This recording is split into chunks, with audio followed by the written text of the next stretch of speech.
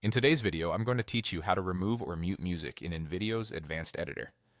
If you've opened a project in InVideo and noticed background music playing, that's normal. InVideo often adds a default track automatically.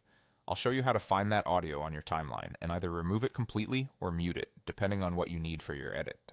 Start by opening your project in the advanced editor so you can see the full timeline view. Along the bottom of the screen, you'll notice the timeline with different layers.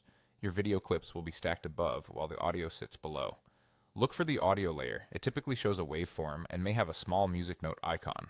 If your project has multiple scenes or clips, the audio might span across them, so give the timeline a quick scrub to confirm which track is playing.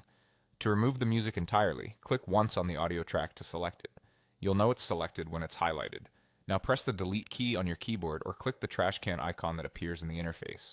The track will disappear from the timeline and your project will no longer play that background music. If you change your mind, you can always use undo to bring it back. Play the timeline for a moment to confirm you've got clean silence where you expect it. If you prefer to keep the track but silence it, you can mute it using volume controls. Click the audio track to select it, then look to the top menu for the volume option. You'll see a slider there.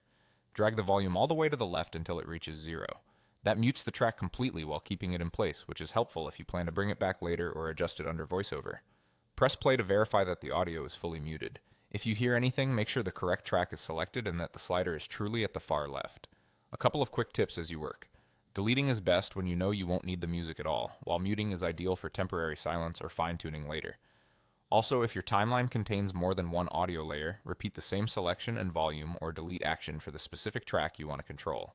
Once you're happy with the change, save your project so your edits stick. That's it. Simple and clean control over your project's audio in InVideo's advanced editor.